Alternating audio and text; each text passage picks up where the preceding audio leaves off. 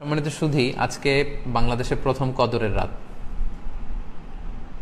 যদিও বাংলাদেশে ২৭ তারিখের রাতটাকে খুব বেশি গুরুত্বের সাথে পালন করে, কিন্তু আসলে রমজানের শেষ দশকের ৫টি বেজর রাতের যে কোনো রাতে কিন্তু কদর হয়ে যেতে পারে।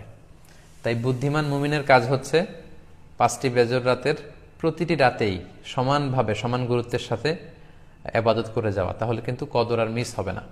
আল্লাহ রাসূল সাল্লাল্লাহু আলাইহি সাল্লাম বলেছেন, মান হুরিমা খাইরাহা ফাকাদ হুরিম।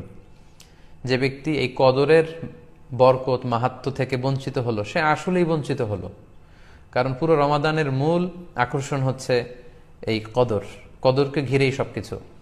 সো এই কদরের বরকত থেকে যারা বঞ্চিত হলো ফাকাদ হুরিম, তারা আসলেই বঞ্চিত। হি ইজ দ্য লুজার,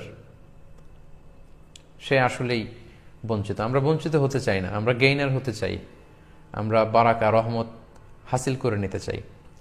আল্লাহ রাসূল সাল্লাল্লাহু আলাইহি ওয়াসাল্লাম ইরশাদ করেছেন, ফালতামিসু ফিল আশরিল আওয়াখিরি মিনাল ভিতর। রমজানের শেষ ১০ দিনের মানে শেষ দশকের বেজর রাতগুলোতে কদর তালাশ করো।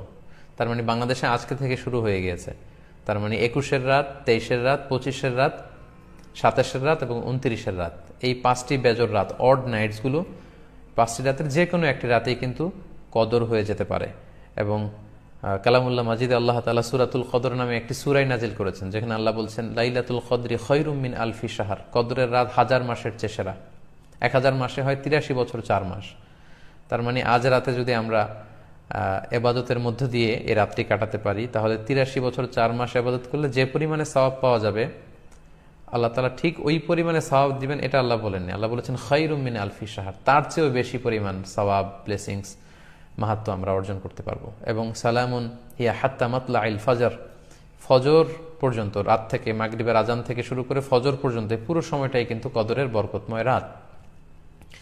এবং যখন কদরের রাত আসতো, আল্লাহ রাসূল সাল্লাল্লাহু আলাইহি ওয়াসাল্লাম ইবাদতে খুব বেশি নিমগ্ন হয়ে পড়তেন। সারা বছরের কখনো রাসূল সাল্লাল্লাহু আলাইহি ওয়াসাল্লাম সারা রাত জেগে ইবাদতের কোনো নজির পাওয়া যায় না, শুধু কদরের এই রাতগুলো ছাড়া বা রমজানের শেষ ১০ দিনের এই সময়টুকুন ছাড়া।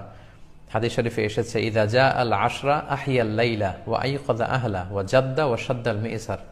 রমজানের শেষ দশক যখন আসতো, আল্লাহ রাসূল সাল্লাল্লাহু আলাইহি ওয়াসাল্লাম সারা রাত জেগে ইবাদত করতেন, সারা রাত দাঁড়িয়ে দাঁড়িয়ে তিনি ইবাদত করতেন। ওনার ফ্যামিলি মেম্বার্সের মধ্যে থেকে কেউ ঘুমিয়ে থাকলে তাদেরকে উঠিয়ে দিতেন এবং তিনি কোমরে গামছা বেঁধে ইবাদতে লেগে পড়তেন। এখানে রূপক অর্থে কোমরে গামছা বেঁধে বোঝানো হচ্ছে মানে ইবাদত করার জন্য তিনি এতই উদ্গ্রীব হয়ে পড়তেন, কখনো বছরের কোনো সময় এতটা উদ্গ্রীবতা রাসূল সাল্লাল্লাহু আলাইহি ওয়াসাল্লামের মধ্যে দেখা যেত না। এবং আল্লাহর হাবিব সাল্লাল্লাহু আলাইহি ওয়াসাল্লাম ইরশাদ করেছেন, মান কামা লাইলাতাল কদরি ঈমানান ওয়া ইহতিসাবা গুফিরা লাহু মা তাকাদ্দামা মিন যামবি। যে ব্যক্তি এই কদরের রাতে কিয়ামুল লাইল করবে, আল্লাহ তাআলা তার পূর্বের সব গুনাহ মাফ করে দিবে। তাই কদরের রাতে আপনারা বেশি বেশি কিয়াম করুন, দীর্ঘ সময় দাঁড়িয়ে নফল নামাজ পড়ুন, লম্বা সময় দাঁড়িয়ে থাকুন, লম্বা রুকু করুন, লম্বা সিজদা করুন।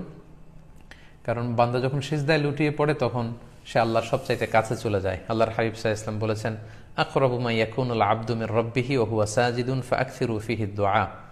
বান্দা যখন সিজদায় লুটিয়ে পড়ে, তখন সে বান্দা আল্লাহ তাআলার সবচাইতে কাছাকাছি চলে যায়, খুব ক্লোজেস্ট হয়ে যায়। এজন্য সে সময় তোমরা বেশি বেশি দোয়া করো। তাই লম্বা কিয়াম করুন, কোরআন তেলাওয়াত করুন এবং সিজদায় পড়ে আল্লাহর কাছে দোয়া করুন।